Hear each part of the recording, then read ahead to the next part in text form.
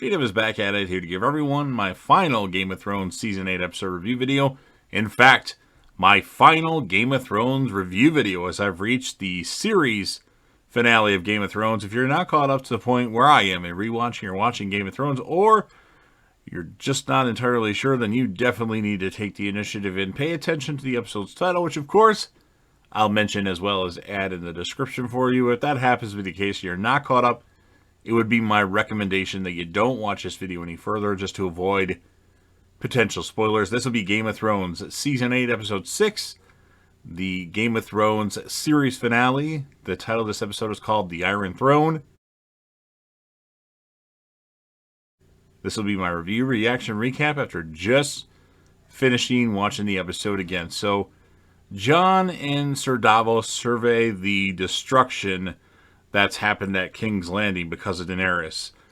Tyrion is going through rubble at King's Landing, eventually makes it to the Red Keep, and he does find the unfortunate remains of Cersei and Jaime. So I was hoping somehow, some way they would survive when I first watched this episode.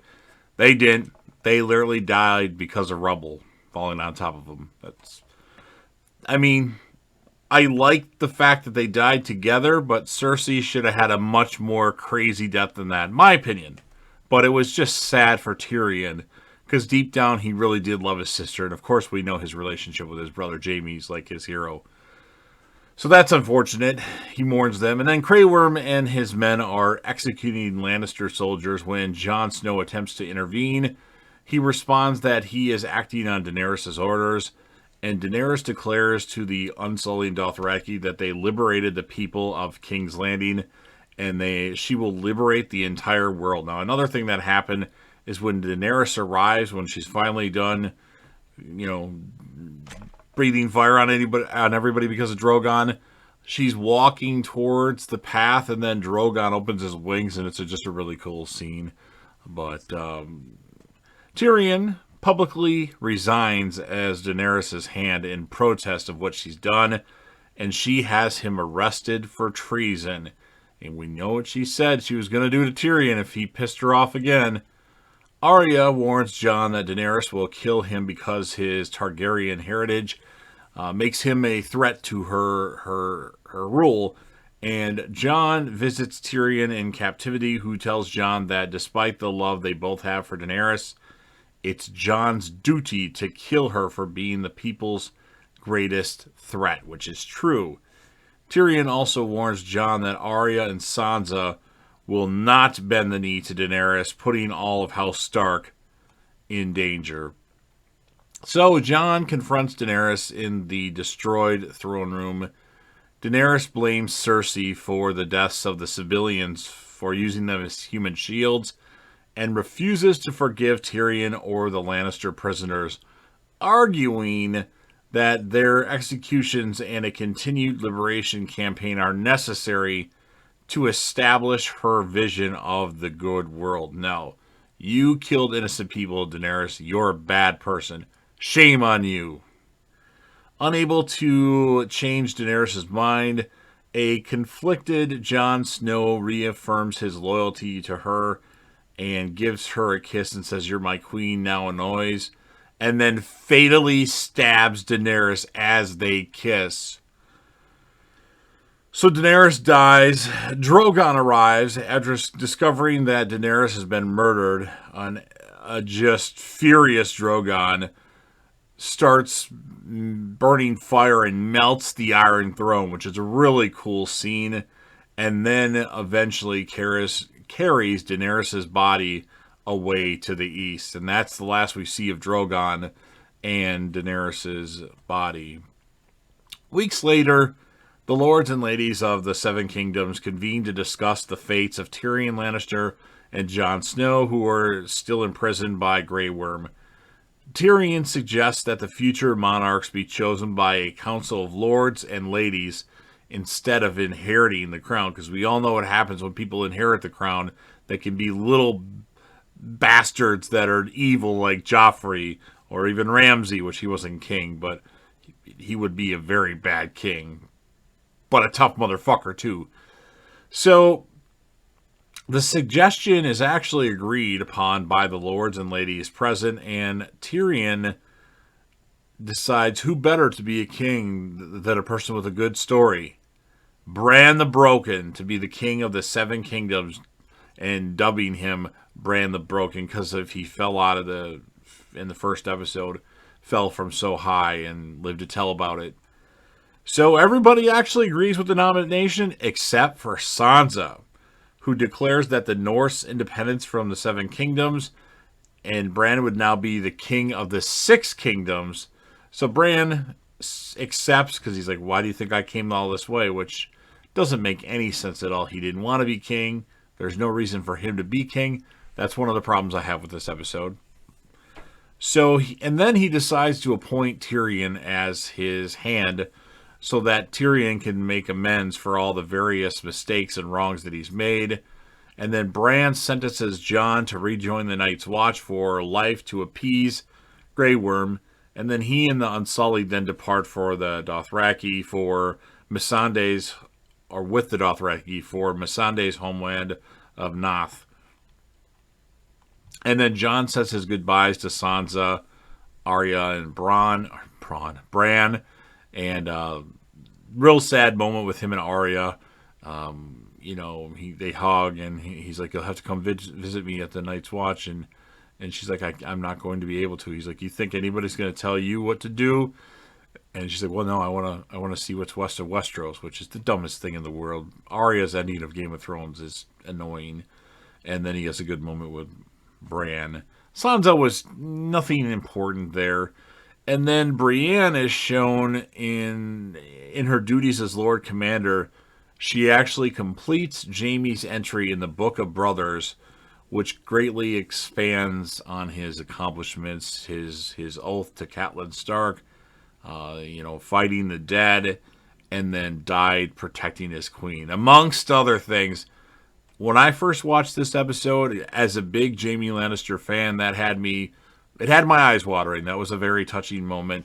I love Jaime Lannister as a character, and I thought his death was very anticlimactic. I would have rather had him get killed by Euron right then and there than die with rubble falling on top of him. But I've complained about that enough. And then a short time later, Tyrion convenes a new small council consisting of Bronn, who is now the Lord of Highgarden and Master of Coin, and Lord of Lofty Titles, as Davos likes to point out, Brienne, the Lord Commander of the Kingsguard, Davos, the Master of Ships, and Samwell, who is the Grand Maester, as they begin planning to rebuild King's Landing.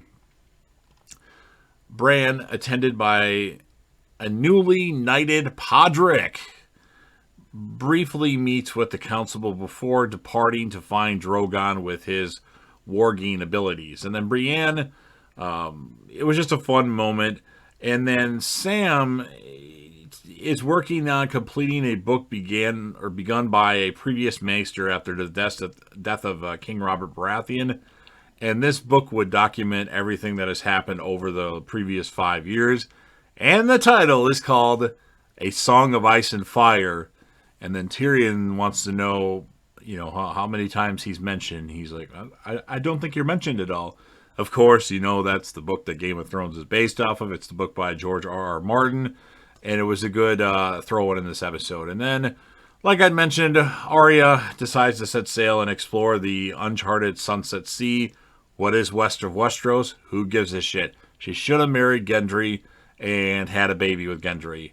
Sansa returns to Winterfell, of course, and is crowned Queen in the North. That was a really good scene, and she looked damn good as the Queen.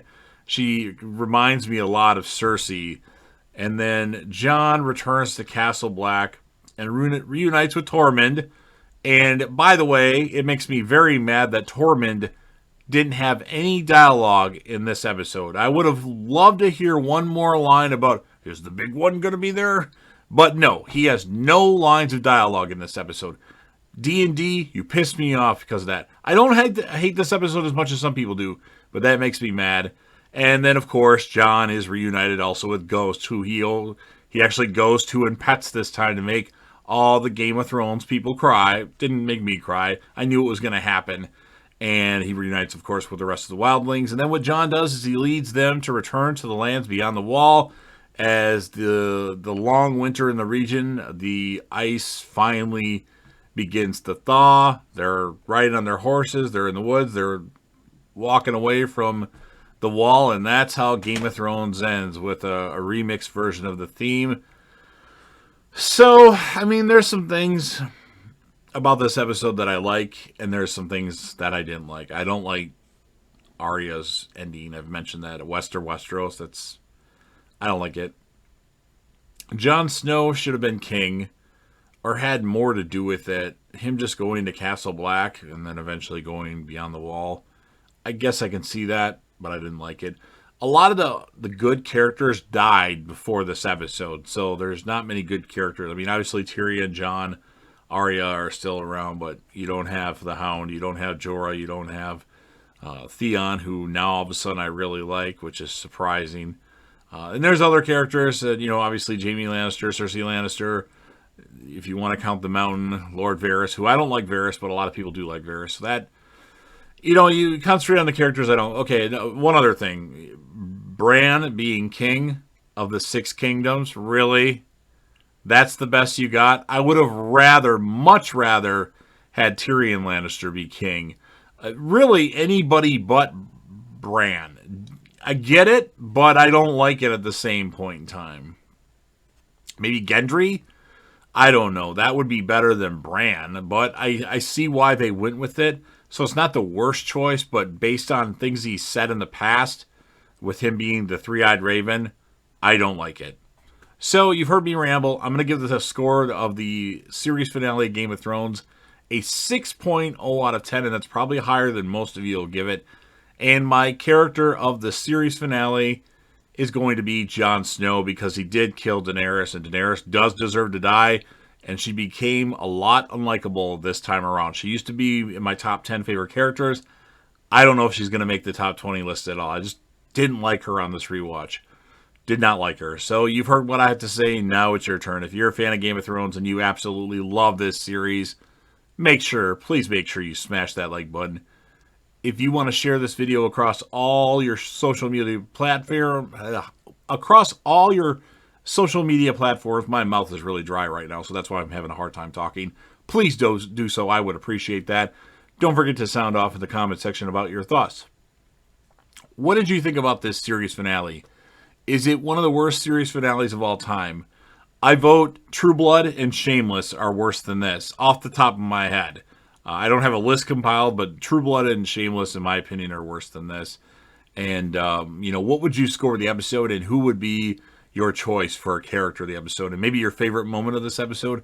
And last but certainly not least, don't forget to hit that sub button. I want to grow the channel, but I'm going to need your help for that.